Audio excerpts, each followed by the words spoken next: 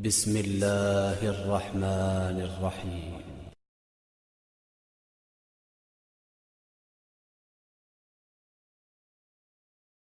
عن ابي هريره رضي الله عنه عن النبي صلى الله عليه وسلم قال اذا عطس احدكم فليقل الحمد لله وليقل له اخوه او صاحبه يرحمك الله فاذا قال له يرحمك الله فليقل يهديكم الله ويصلح بالكم رواه البخاري.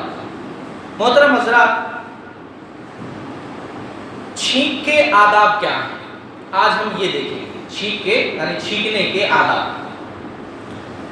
یہ حدیث جو میں نے پڑھی ہے امام بخاری رحمۃ اللہ علیہ نے کتاب الادب کے اندر اس حدیث کو ذکر کیا ہے اور روایت کے راوی ابو ہریرہ رضی اللہ تعالیٰ کہتے ہیں کہ اللہ کے نبی صلی اللہ علیہ وسلم نے فرمایا جب تم میں سے کوئی چھینکے، ہے نا، عطسہ مانے چھینکے، کوئی آدمی جب چھینکے تو الحمدللہ کہے اور اس کا بھائی یا ساتھی یعنی جو سنے وہاں پر جو موجود ہو وہ کہے یرحمک اللہ. جب یہ بندہ کہے الحمدللہ، ہر قسم کی تعریف اللہ تعالیٰ کے لیے، تو سننے والا کیا کہے یرحمک اللہ، اور پھر اس کے بعد چھینکنے والا کیا کہے؟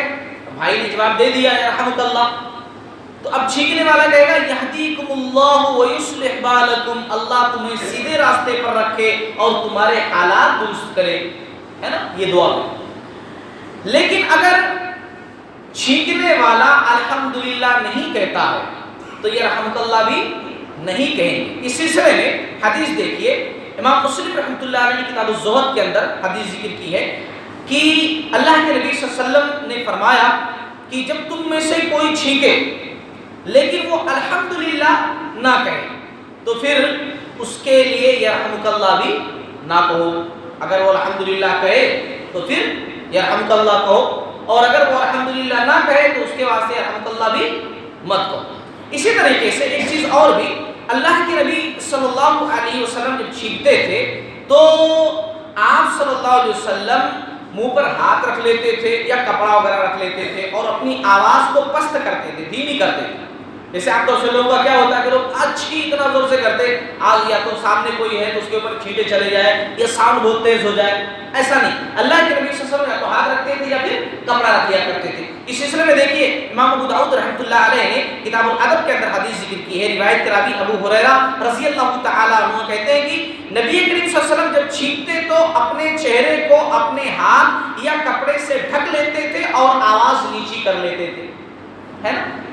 تو آج کے درس میں جو باتیں ہوئی، خلاصہ کلام یہ کہ جب چھینکنے والا چھینکے اور الحمدللہ کہے تو اس کے جواب میں رحمک اللہ کہنا چاہیے.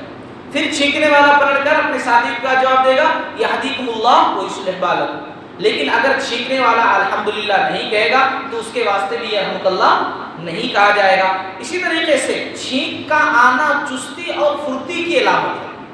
اسی طریقے سے جب چھینک آئے تو چہرے پر ہاتھ رکھ لینا چاہیے یا کپڑا رکھ لینا چاہیے اور آواز کو ہلکی پست کرنی چاہیے. چھینک کو روکنا بھی نہیں چاہیے کیونکہ چھینک کا روکنا بھی اچھا نہیں ہے نا، لیکن آواز کو ذرا پست کرنا چاہیے، ہے نا، بلند کرنا یہ بہتر اور اچھا نہیں ہے. اسی طریقے سے ایک بات اور بھی ذکر کر دوں کہ ہم کو سردی ہو جاتی ہے یا زکام ہو جاتا ہے، بار بار چھینک آتی ہے نا، بار بار چھینکتے ہیں، تو ایسے چھینک کے وقت پہلی مرتبہ الحمدللہ کہنا چاہیے. پہلی مرتبہ، ہے نا، پہلی مرتبہ. بار بار آپ چھینک رہے ہیں یعنی سیکنڈوں پر سردی زیادہ ہو جاتی تو بار بار پیدر پہ چھینک آتی رہتی ہے، تو ہر بار کہنا ضروری نہیں. ہاں، پہلی بار کہنا ضروری ہے، اس وقت آپ کہیے.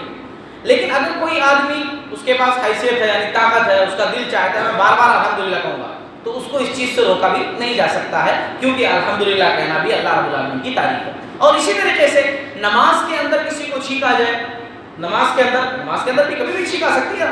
نماز تو ہے ہی ہے چستی اور پھرتی کے لیے، ہے نا، کسلان اور سستی کے لیے نماز تو ہے نہیں، چستی اور پھرتی کے لیے نماز ہے. اب ایسے وقت میں اگر چھینک آ جائے نماز کے اندر اور کوئی آدمی ایسا ہے جس کو عادت ہے، کوئی الحمدللہ دعائیں اذکار پڑھتے رہتے ہیں، ان کو عادت ہو جاتی ہے. اب اس کو چھینک آئی، بہت زیادہ زور سے اس نے نہیں کہا لیکن پھر بھی اس کی زبان سے الحمدللہ آواز نکلی، ہے نا، تو اس میں کوئی پرابلم نہیں.